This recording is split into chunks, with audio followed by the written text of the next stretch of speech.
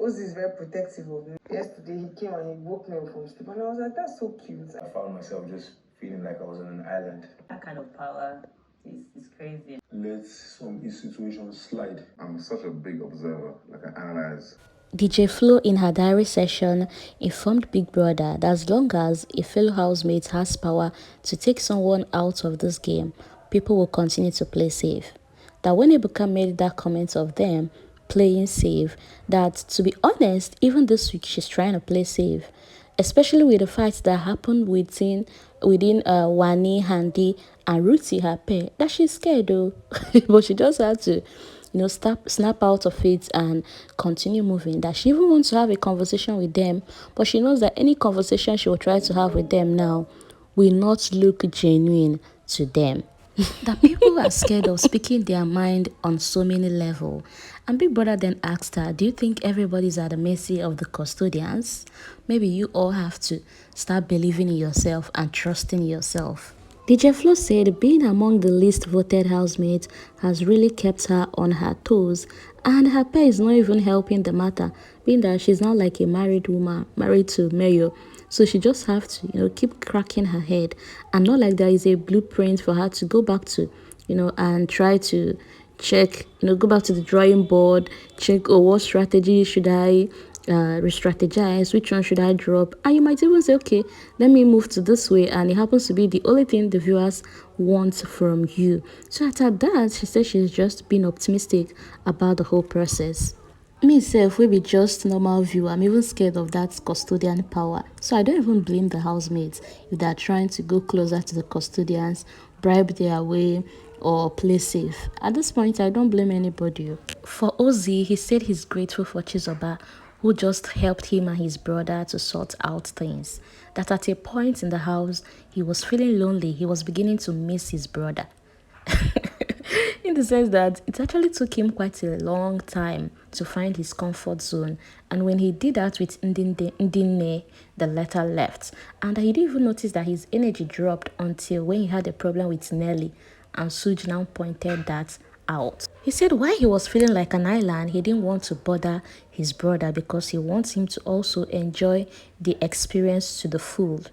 And Big Brother told him that you should have it in mind that no matter where your brother is, at any point, you can always talk to him. Don't see yourself as an intruder. When Big Brother asked him about their new heads of house, he said, well, although they've had their own little beef, but he's respecting the both of them.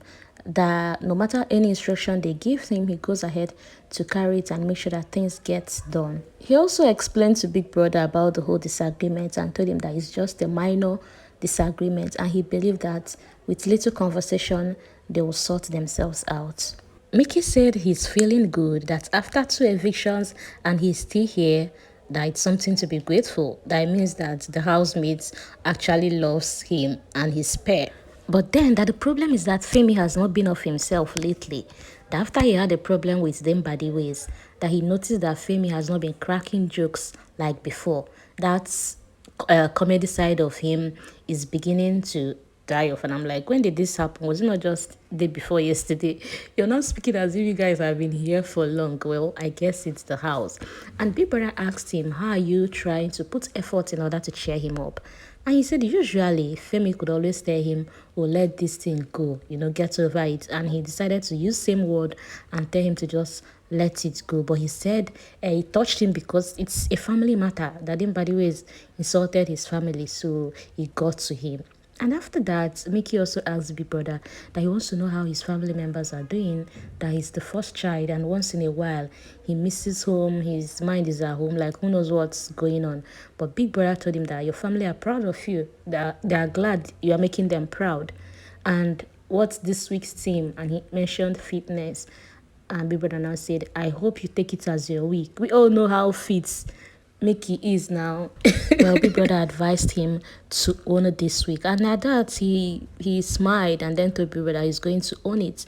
He shouldn't bother when he will hear him mentioning his name during the wager task presentation, as he's going to personalize this week's wager task presentation. For Shaun, he said he's trying to cope with the new instruction in the house, the fasting, the dieting, and everything. He's just trying to adapt to this week's theme. And he said, well, it's a women's week and they've been killing it, from winning the custodians women, heads of house women, and so far the week has been great. He said as an observer, he noticed that people are not being themselves. But even though people are being biased and not them true selves, he's trying on his own part, he's trying to be cool with everybody. Little chaos here and there, but he's trying to be cool with everybody. And that some people are beginning to show their true color. And at that, he mentioned Victoria, that prior to now, he never knew that Victoria is an overthinker.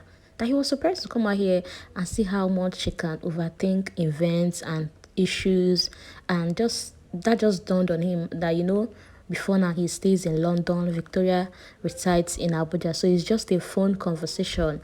But this house is making him to even realize who Victoria is more. And Big Brother now asked him, oh, maybe you didn't take notice of this because when you both entered, you got preoccupied when others were trying to bond with their pair. And Shaun said no, that even Victoria came to him saying she didn't want to be a burden to whatever he has with Swani.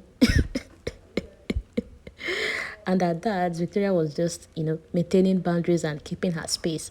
But he's glad now that Victoria is beginning to get comfortable, loosening up a bit, that these days she comes once in a while, unlike before, to even have conversations with him. That he hopes it continues this way. Up next was Onyeka, who haven't been feeling well lately, and Big Brother asked her how she feels now. And she said she feels loved, that she likes how all the housemates cared about her, from Wani and Handy taking her to take her shower. Anyway, Onyeka, in case you're missing in action, Onyeka, I think, had a hangover, although she's denying it, telling people that, oh, she didn't take much. This is the lightest she has ever drank, although she mixed some drinks. But she threw up and, had a very gloomy day.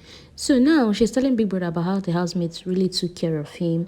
He said even Ozee made space for him at the bed. That Ozee is always, caring and looking after she and her sister, CHIZOBA. That Ben was there. Ben was even the one that took her to the restroom where she threw up, and despite how nasty everything was, that Ben was just there taking care of her. That even Suj came to massage her back. Although while doing it, Suj was still looking out. That that Suj is a married man now.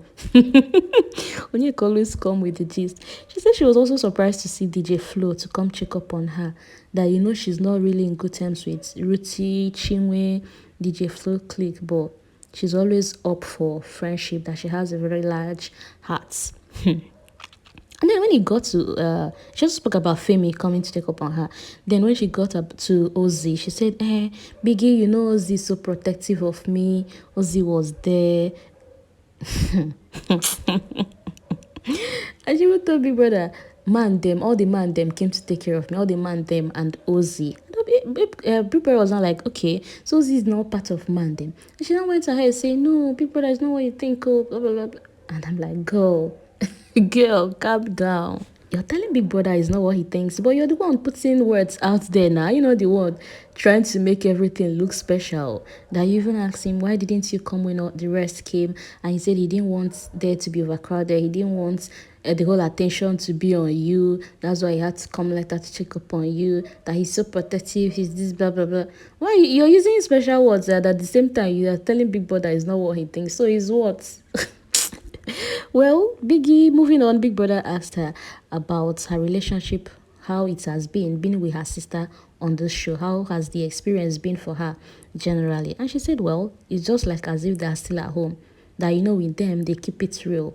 They're as vulnerable as anything. Although some of the misunderstanding from home still lingered with them to this show. For example, that sometimes CHIZOBA feel she doesn't listen to her. And she took it upon herself that anytime CHIZOBA feels that way, she would just take a step back as not to trigger her or make her feel, oh, you're coming at me in the midst of other people and all that. But generally, she's fine. She's feeling loved. She's feeling good being here. Onyeka. In line with the theme of the week, Big Brother added something new to the house.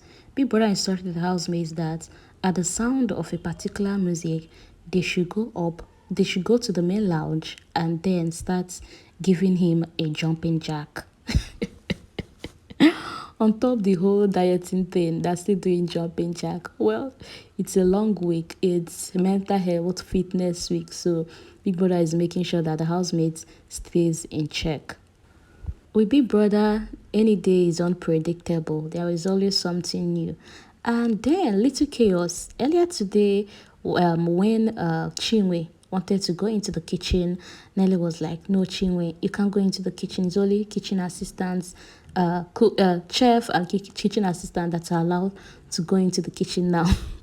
And trust Chinwe to make out of any little thing. So Chinwe, when she went to carry her food, she was not telling DJ Flo, "Abeg go bring the food. Oh. They say I no fit enter kitchen again. No, that I can't enter the kitchen." And DJ Flo was like, "Really?" Glad to see that Ruthie is getting along with Nelly.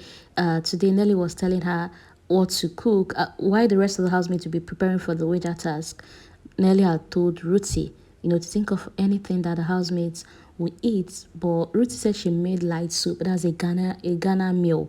But she doesn't know if the rest of every housemate will love to have that. So Nelly was just like, think of anything you can make from the rest of the ingredients we have and cook something for the house. So I guess she doesn't have much role to play in this week's wager task. Generally, it has just been an active day in Biggie's house. Everybody's up and doing. Is that you're giving jumping jacks or you're writing something, preparing for the podcast ahead of their Friday presentation? A day later, and our Tonita ship that are beginning to give us Kopugo wearing matching outfits. Don't mind me. Anyway, thank you for listening, and I'll see you in my next video. Enjoy the rest of your day. Bye.